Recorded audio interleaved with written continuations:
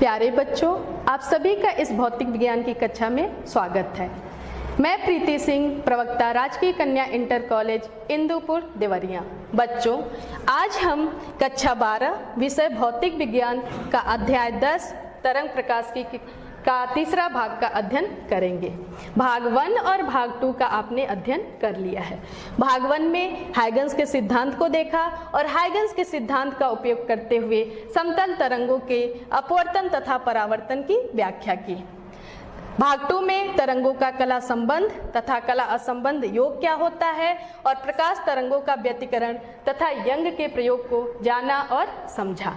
हमने वहां पे देखा कि जब एक ही आवृत्ति की दो प्रकाश तरंगे एक ही दिशा में एक साथ संचरित होती हैं तो अध्यारोपण के उपरांत प्राप्त परिणामी तरंग की तीव्रता कुछ बिंदु पे बहुत ही कम होती है, शून्य होती है, तो कुछ बिंदु पे बहुत ही अधिक होती है, मैक्सिमम होती है। यंग्स के डबल स्लिट एक्सपेरिमेंट में देखा कि किस प्रकार एक सिंगल सोर्स से दो कला संबंध स्रोत प्राप्त करते हैं और दीप्त और अदीप्त फ्रिंज की तीव्रता क्या होती है। हमने व्यतिकरण के बहुत सारे व्यवहारिक उदाहरण देखे।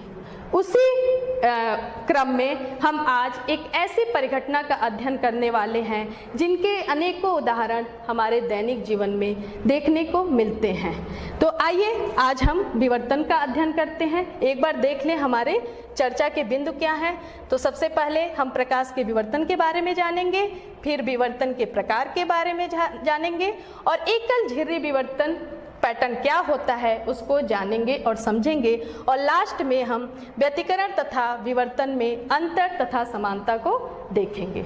बच्चों, मैं आज के क्लास स्टार्ट करने से पहले कुछ आपको व्यवहारिक जीवन के उदाहरण को प्रस्तुत करना चाहती हूँ। बच्चों, आपने देखा होगा कि यदि कोई व्यक्ति एक दीवार के एक साइड खड़ा है और दूसरे साइड अगर रेडियो, टेलीविजन, कुछ इस प्रकार की ध्वनि स्रोत है तो उसको उस ध्वनि सुनाई देती है। या किसी रूम में अगर कोई व्यक्ति बात कर रहा है और कमरे के बाहर कोई खड़ा है तो उसको उसकी आवाज़ सुनाई देती है। ऐसा आपने जरूर देखा होगा।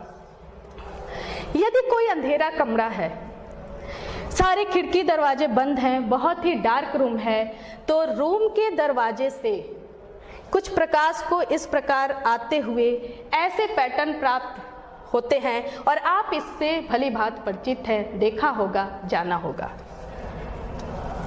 अंधेरा कमरा है, खिड़की दरवाजे बंद हैं, प्रकाश का किसी डोर के कीहोल से आते हुए आपने देखा होगा। यहाँ पे क्या देख रहे हैं कि ये देखिए प्रकाश तरंगे मुड़ रही हैं। इससे आप भली भांति परिचित हैं। सीडी, कभी आपने सोचा है कि सीडी पे इंद्रधनुष के समान ये रंग बिरंगे रंग क्यों दिखाई देते हैं? यदि कोई जल स्रोत है, उसमें धारा रेखीय प्रवाह हो रहा है, उस स्रोत के बीच में, उस धारा रेखीय प्रवाह के बीच में यदि कोई अवरोध है तो अवरोध के पास कुछ तरंगे इस प्रकार की दिखाई देती हैं। गोलीय तरंगाग्र देखने को मिलता है, ये आप अवश्य देखे होंगे। और ये देखिए कितना सुंदर दृश्य है जो हर कोई देखता है। आखिर इन घटनाओं के पीछे कारण क्या है, कभी आपने सोचा है? जी हाँ, इन सभी घटनाओं के पीछे जो कारण है वो है विवर्तन। बच्चों, विवर्तन एक सामान्य अभिलक्षण है जो सभी प्रकार के तरंगों, चाहे वो प्रकाश तरंग हो, ध्वनि तरंग हो, जल तरंग हो या द्रव्य तरंग हो, सभी तरंगों में दिखाई देता है। अभी आपने जितनी घटनाएं देखी, क्या था? तरंग क्या हो रहा था कि वो क्षेत्र या अवरोध पे मुड़ जा रही थी। क्षेत्र या अवरोध के किनारों पे तरंगों का आंशिक रूप से मुड़ने की घटना को ही विवर्तन कहते हैं।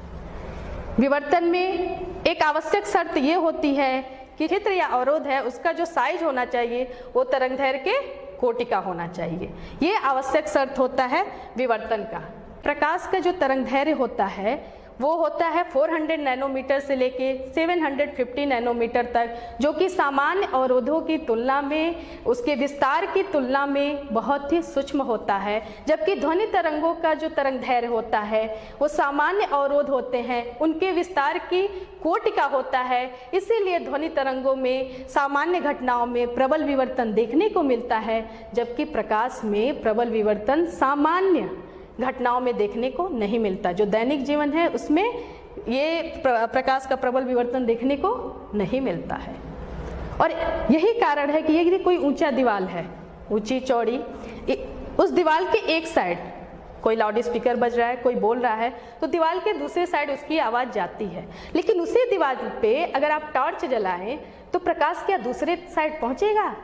तब तक नहीं पहुंचेगा जब तक कि उस वॉल में कोई छिद्र, कोई झरोखा, कोई विंडो ना हो। तो बच्चों, आइए आज हम अपना जो टॉपिक है, सबसे पहला प्रकाश का विवर्तन, उसको देखते हैं। अवरोध अथवा छिद्र के किनारों पर प्रकाश के आंशिक रूप से मुड़ने की घटना को प्रकाश का विवर्तन कहते हैं। मान लीजिए कोई अपारदर्शी कार्डबोर्ड है, उस पे एक छोटा सा छिद्र बनाया गया है उस तरंगदैर्घ्य का कोटि का, इस पे प्रकाश आपतित हो रही है। चूंकि समतल तरंगाग्र है, प्रकाश आगे बढ़ेगा और प्रकाश का काफी हिस्सा इस अवरोध के जो अपारदर्शी भाग है उसके द्वारा रोक दिया जाएगा, ब्लॉक कर दिया जाएगा, और प्रकाश का कुछ ही भाग है जो कि ये आगे जाएगा। जैसे ही तरंगाग्र इस छिद्र पे पहुंचेगा, छिद्र पे स्थित प्रत्येक बिंदु हाइगन्स के द्वितीयक सिद्धांत के अनुसार एक नए स्रोत की तरह कार्य करेगा, क्योंकि छिद्र बहुत सूक्ष्म है, एक बिंदु स्रोत की तरह कार्य करेगा। और बिंदु स्रोत से जो तरंगाग्र निकलती हैं वो तरंगाग्र क्या होती हैं? गोलीय तरंगाग्र होती हैं। देखिए, अब जो तरंगाग्र गोलीय होगा तो जो तरंग संचरण की दिशा होती है तरंगाग्र के लंबवत होती है, तो कुछ इस तरह होगी। यहाँ पे जो समतल तरंगाग्र था तो इस पे जो तरंग संचरण की दिशा थी कुछ ऐसे थी। अब आप देखिए कि यहाँ तरंगे सीधे हैं और यहाँ से क्या होता है, एक एंगल पे ये मुड़ गई है, अर्थात तरंग छिद्र के किनारों पे मुड़ रही हैं। इसी प्रकार जैसे जैसे आप छिद्र को थोड़ा बढ़ा दें तो हम देखते हैं कि जो तरंगे हैं कुछ इस तरह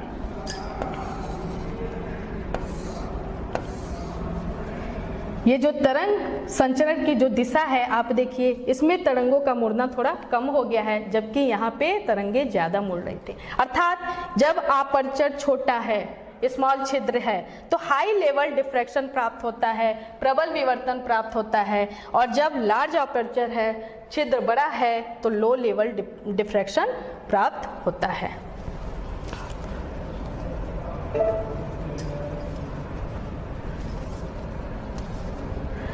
अब हम देखते हैं विवर्तन के प्रकार। विवर्तन दो प्रकार का होता है, एक होता है फ्रेनेल विवर्तन और एक होता है फ्राउनहोफर विवर्तन। फ्रेनेल विवर्तन में प्रकाश स्रोत और ये पर्दा जिसपे कि विवर्तन पैटर्न प्राप्त करना है, विवर्तनकारी अवरोध से सीमित दूरी पे होते हैं। जबकि फ्राउनहोफर विवर्तन में प्रकाश स्रोत और पर्दा या प्रकाश स्रोत या पर्दा में से कोई एक इस विवर्तनकारी अवरोध से अनंत दूरी पर होते हैं, ये जो अवरोध है, और इसमें लेंस का प्रयोग किया जाता है। बच्चों, विवर्तन के प्रकार आपने देख लिया। आइए विवर्तन को और अच्छे से जानते हैं। हम लेते हैं एकल झिरी सिंगल स्लिट। जब यंग्स के प्रयोग में डबल स्लिट को एक सिंगल स्लिट से रिप्लेस किया गया तो कुछ इस प्रकार का ब्रॉड पैटर्न प्राप्त होता है। आप देखिए, केंद्र में जो दीप्त क्षेत्र प्राप्त होता है, केंद्र में एक दीप्त क्षेत्र प्राप्त होता है जिसके दोनों तरफ दीप्त तथा अदीप्त क्षेत्र क्रम से प्राप्त होते हैं, जिनकी तीव्रता केंद्र से दूर जाने पे घटती है। ये जो केंद्र का दीप्त क्षेत्र है जिसकी तीव्रता सबसे अधिक होती है, इसे केंद्रीय उच्चेष्ट या मुख्य उच्चेष्ट, सेंट्रल मैक्सिमा या प्रिंसिपल मैक्सिमा कहते हैं। जो उसके किनारों पे ये जो दीप्त क्षेत्र प्राप्त है, जिसकी तीव्रता इस केंद्रीय उच्चिष्ट से घटती जाती है, उसको सेकेंडरी मैक्सिमा या द्वितीयक उच्चिष्ट कहते हैं। अदीप्त क्षेत्र को मिनिमा या निम्निष्ट कहते हैं। बच्चों, ये सेकेंडरी मैक्सिमा मिनिमा की ये स्थिति कैसे प्राप्त हो रही है, इसके समझने के लिए हम एलन एक ए चौड़ाई का एक झिरी लेते हैं जिसका मध्य बिंदु M है। बिंदु M से झिरी के तल के लंबवत में एक रेखा खींचते हैं जो पर्दे पे C बिंदु पर मिलती है। अब झिर्री के किनारों से जो L है और N से है, जो भी तरंगिकाएं बिंदु C पे जाएंगी उसमें पथांतर शून्य होगा और इस प्रकार कलांतर भी शून्य होगा।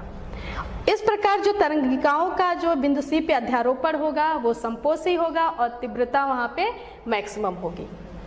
अब हम C बिंदु से ऊपर एक बिंदु P लेते हैं जिस पे हम जानना चाहते हैं कि वहाँ पे पथांतर क्या होगा। तो आप देखिए, एक L से P को तरंग जा रही है और एक N से P को तरंग जा रही है, उनके बीच में पथांतर क्या होगा, वो हो जाएगा NP माइनस LP। NP और LP का डिफरेंस ज्ञात करने के लिए सबसे पहले हम L से Q पर एक लंब डालें। ये देखिए, सपोज करिए ये स्लिट है, ये है L पॉइंट, ये है L। Ln एक स्लिट है और इससे ये तरंगिकाएं बिंदु P तक जा रही हैं। ये थीटा एंगल है। L से NP पर एक अविलंब ड्रॉ किया और ये हो गया Q। और ये जो है, ये स्लिट की चौड़ाई कितनी है, A है। अब यहाँ पे देखिए, ये एंगल 90 डिग्री है, तो ये एंगल क्या हो जाएगा, 90 माइनस थीटा। चूंकि ये भी एंगल 90 डिग्री है, ये देखिए, अगर यहाँ से हम इसको मिला दें तो ये जो है ये 90 डिग्री है, तो ये एंगल क्या होगा, ये हो जाएगा 90 माइनस थीटा। इसको आप लिख सकते हैं ये एंगल थीटा। अब त्रिभुज LNQ से आप देखिए साइन थीटा क्या होगा, लंब बटे कर्ण। यहाँ पे लंब क्या है NQ और कर्ण क्या है LN, तो साइन थीटा हो जाएगा sine theta equal to NQ upon LN, और ये हो जाएगा आपका LN sine theta equal to NQ। ये हो जाएगा A साइन थीटा, किसकी वैल्यू, NQ की वैल्यू जो आएगी वो A साइन थीटा, इसलिए हम NQ की जगह A साइन थीटा यहाँ पे पुट करते हैं। लघु मान के लिए, थीटा के लघु मान के लिए हम साइन थीटा को थीटा लिख सकते हैं, तो ये पथांतर जो हो गया वो हो गया A थीटा। अब इसी प्रकार यदि स्लिट में कोई दो बिंदु हों, ये है M1 और ये है M2, और M1 और M2 से इस बिंदु पे पथांतर क्या होगा, ऐसे ही हम देखेंगे तो पथांतर हो जाएगा M2P minus M1P equal to Y theta. बच्चों, प्रायोगिक प्रेक्षण के आधार पे ये देखा गया कि केंद्रीय उच्चिष्ट के लिए थीटा 0 होता है। आप देख सकते हैं कि अगर जब ये थीटा 0 होगी, मतलब जो भी तरंगिकाएं हैं बिंदु C की ओर जा रही हैं, तीव्रता मैक्सिमम प्राप्त होगी। ये केंद्रीय उच्चिष्ट के लिए था। निम्निष्ट के लिए, मिनिमा के लिए theta equal two plus minus n lambda by a, जहाँ n क्या है 1 2 3 4। अगर हम n इक्वल टू 1 रखते हैं इसमें, आप देखिए अगर n की वैल्यू हम वहाँ पे 1 रखें तो थीटा की वैल्यू आ जाएगी plus minus lambda by a। ऐसे ही अगर n की वैल्यू हम 2 रखें तो यहाँ पे मिलेगा plus minus 2 lambda by a। ऐसे ही 3 रखेंगे तो plus minus 3 lambda by a। अब आप ये सोच रहे होंगे कि ये लेम्डा बाई a पे मिनिमा क्यों प्राप्त हो रहा है, ये कैसे हम समझें। तो हम इसको ज़्यादा मैथमेटिकल कैलकुलेशन नहीं करेंगे, सामान्य तर्कों के आधार पे आपको समझाने की कोशिश करते हैं। बच्चों, ये देखिए झिर्री Ln से जो तरंगे बिंदु P पे पहुंचती है, मान लीजिए उनके बीच का जो पथांतर है वो है इनके बीच का जो पथांतर है वो है लेम्डा। अर्थात हम इसको लिख सकते हैं NP minus LP equal to lambda. और हम NP माइनस LP की वैल्यू निकाले थे A sine theta equal to lambda. या अगर थीटा की वैल्यू बहुत ही कम है तो हम लिख सकते हैं A theta equal to lambda. यहाँ से थीटा की वैल्यू आ जाती है लेम्डा बाई A। अब हम इस स्लिट LN में इसका एक मध्य बिंदु लेते हैं M। तो ये हो जाएगा LM इक्वल टू क्या हो जाएगा A बाई 2 और N इक्वल टू हो जाएगा A बाई 2, क्योंकि LN का ये मध्य बिंदु M है। अब किसी भी किनारे से निकलने वाली तरंगे और मध्य बिंदु से जो तरंगे बिंदु P पे जाएंगी उनके बीच जो पथांतर होगा वो भी हो जाएगा लेम्डा बाई 2, क्योंकि यहाँ पे पथांतर लेम्डा है। पहले हाफ LM और दूसरे हाफ MN में दो बिंदु लिखते हैं M1 और M2 और जिनके बीच की दूरी है A बाई 2। अब हम देखते हैं कि M1 और M2 से निकलने वाली तरंगे जो बिंदु P पे जा रही हैं उनके बीच पथांतर क्या होगा। तो हम लिख सकते हैं M2P minus M1P equal to Y theta.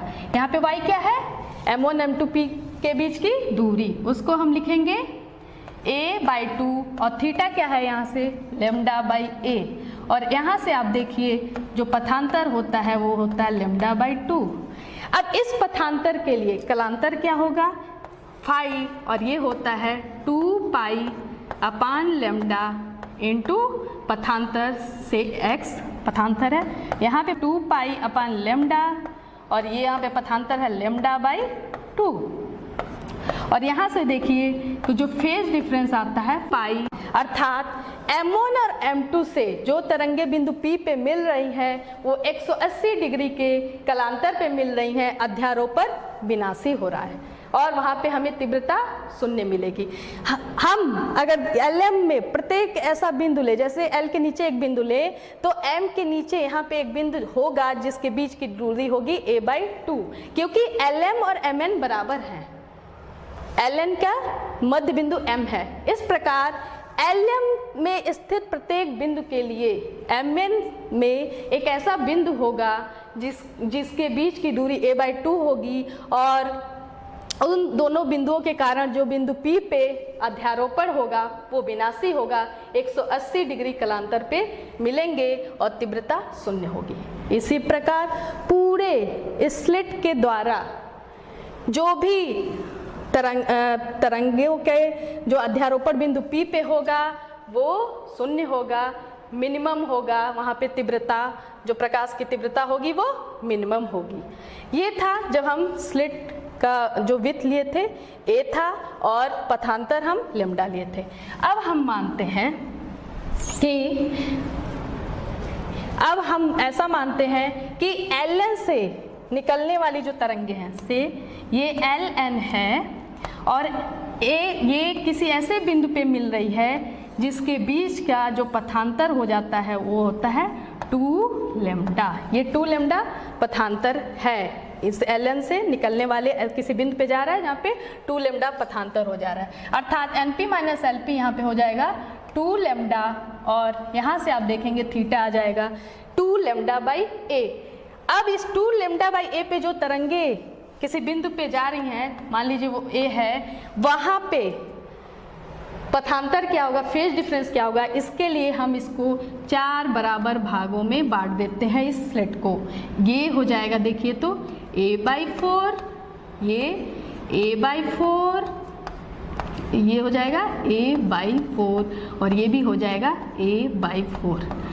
अब हम केवल ये 2 भाग को लें तो इसके बिंदु में कोई बिंदु 2 बिंदु ऐसे लें, ये पहले हाफ और दूसरे हाफ, पहले पोर्शन और दूसरे पोर्शन में 2 बिंदु ऐसा ले जिसके बीच की दूरी A बाई 4 हो, तो पथांतर क्या हो जाएगा A बाई 4 और यहाँ पे एंगल है 2 लेम्डा बाई A और यहाँ से आप देखेंगे जो पथांतर x आ रहा है, x equal to a/4 into 2 lambda by a, और ये हो जाएगा लेमडा बाई 2।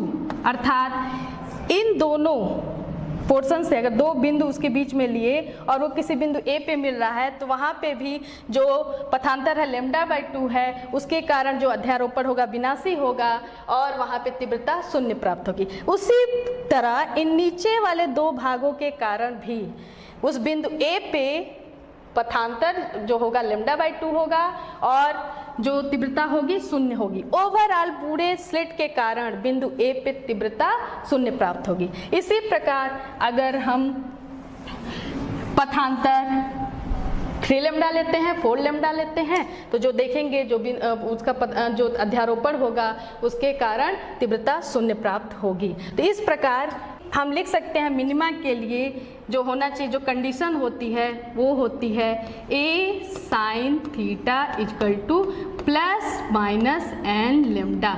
यही डिफ्रैक्शन के मिनिमा के लिए कंडीशन होती है, जहाँ पे n आप 1 2 3 4 लिख सकते हैं। द्वितीयक उच्चिष्ट के लिए, सेकेंडरी मैक्सिमा के लिए, तो इसके लिए प्रायोगिक परीक्षण दर्शाते हैं कि theta equal two plus minus n plus 1/2 lambda by a है, जहाँ n 1 2 3 4 है। थीटा की value plus minus 3 lambda by 2a है। देखिए आप यहाँ पे n की जगह 1 पुट करेंगे तो जो पहला एंगल प्राप्त होता है वो 3 लेमडा बाई 2a है, मतलब केंद्रीय उच्चिष्ट के दोनों साइड होगा।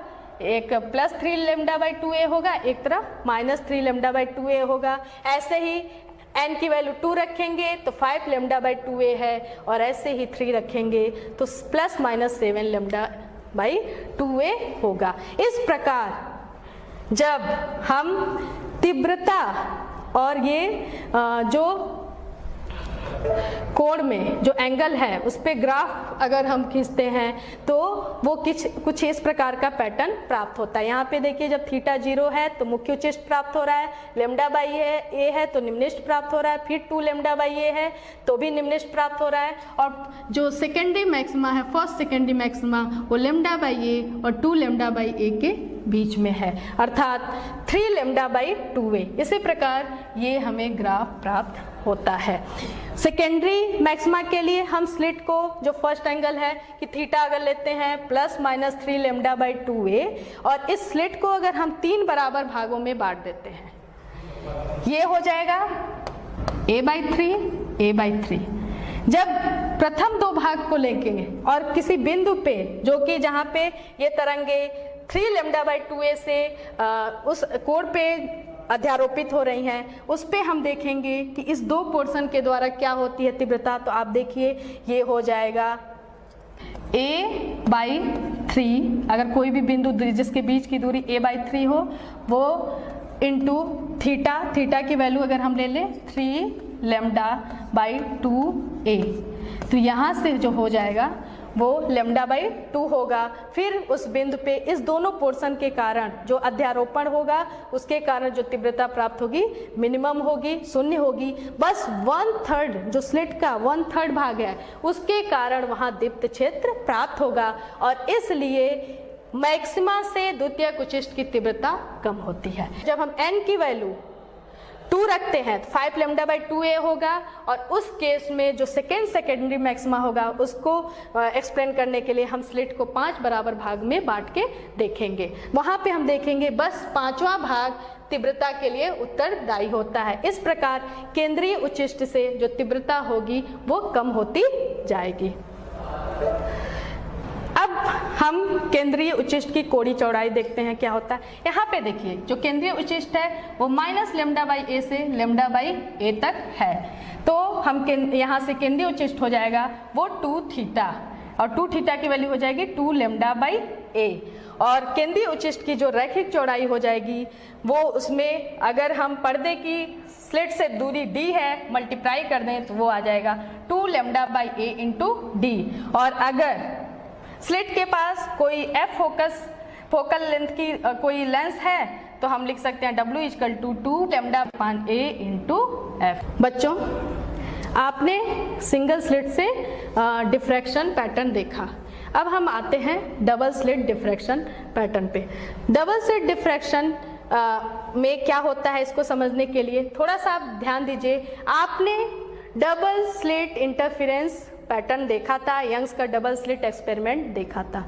वहां पे हमने डिफ्रैक्शन को इग्नोर किया क्योंकि स्लिट जो थी बहुत ही नैरो थी, डिफ्रैक्शन को हमने इग्नोर किया। लेकिन हम बात करते हैं जब डबल स्लिट डिफ्रैक्शन की, तो डबल स्लिट डिफ्रैक्शन में क्या होता है कि जो दो स्लिट थी, दोनों स्लिटों से डिफ्रैक्शन, तो जैसे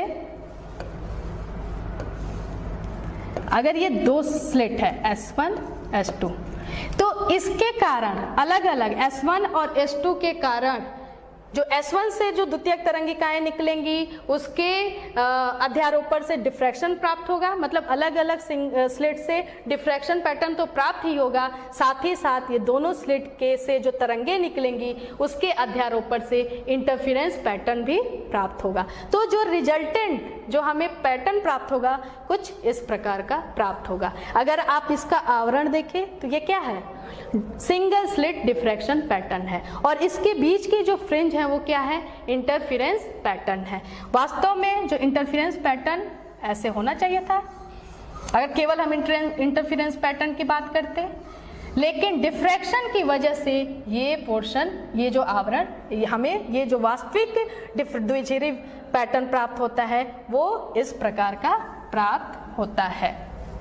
बच्चों, इस विवर्तन शीर्ष में कितने ये व्यतिकरण फ्रिंज होंगे उसका एक फार्मूला होता है D/A। अगर A की वैल्यू बहुत ही कम है, बहुत ज़्यादा कम है A की वैल्यू, तो ये व्यतिकरण फ्रिंजों की संख्या अधिक मिलती है और जो ये पैटर्न प्राप्त होगा, मतलब विवर्तन पैटर्न होगा, वो समतल होगा। तो आपने डिफ्रैक्शन, इंटरफेरेंस पढ़ लिया। आगे हम देखते हैं कि इसमें अंतर क्या है। व्यतिकरण में जो पैटर्न कुछ इस प्रकार का प्राप्त हुआ था और विवर्तन में कैसा, ऐसे। तो व्यतिकरण में जो अंतर सबसे पहला है कि व्यतिकरण पैटर्न में सभी दीप्त फ्रिंजें एक ही तीव्रता की होती हैं, जबकि विवर्तन पैटर्न में उत्तरोत्तर फ्रिंजों की तीव्रता क्या होती है, घटती जाती है। व्यतिकरण पैटर्न में समान अंतराल पर दीप्त तथा अदीप्त फ्रिंज बैंड प्राप्त होते हैं, जबकि विवर्तन पैटर्न में एक केंद्रीय उच्चिष्ट होता है जो द्वितीयक उच्चिष्ट से ये चौड़ा होता है। व्यतिकरण पैटर्न दो संकीर्ण झिर्रियों से निकलने वाले दो तरंगों के अध्यारोपण के द्वारा प्राप्त होता है, जबकि विवर्तन पैटर्न एक ही झिर्री या एक ही तरंगाग्र के विभिन्न बिंदुओं से आने वाली द्वितीयक तरंगिकाओं के अध्यारोपण से प्राप्त होता है। यह था व्यतिकरण तथा विवर्तन में अंतर। व्यतिकरण तथा विवर्तन में एक समानता भी है। व्यतिकरण तथा विवर्तन में प्रकाश ऊर्जा का पुनर्वितरण होता है। यदि यह अदीप्त फ्रिंज उत्पन्न करते समय एक क्षेत्र में घटती है तो दीप्त फ्रिंज उत्पन्न करते समय दूसरे क्षेत्र में बढ़ती है। ऊर्जा में कोई लाभ अथवा हानि नहीं होती, जो ऊर्जा के संरक्षण के सिद्धांत के अनुकूल है। तो बच्चों, आपने व्यतिकरण और विवर्तन दोनों पढ़ लिया है। विवर्तन के बारे में आपने अध्ययन किया। आशा करते हैं कि जो भी उदाहरण मैंने आपको दिया था आप उसको अच्छे से एक्सप्लेन कर लेंगे, समझ लिया होगा, और हमारा जो उद्देश्य था कि आप व्यवहारिक जो एग्जाम्पल्स हैं उसको समझ सकेंगे। व्यतिकरण तथा विवर्तन को आप उसमें अंतर और समानता को अब समझ सकते हैं। तो अगर आपने समझ लिया है तो ये होमवर्क है, इसको आप अवश्य करिएगा और देखिए, समझिए और करिए। नेक्स्ट जो हमारा भाग है उसमें हम रिजॉल्विंग पावर के बारे में बताएंगे। ऑप्टिकल इंस्ट्रूमेंट का कि उनकी विभेदन क्षमता क्या होती है उसके बारे में हम आपको बताएंगे।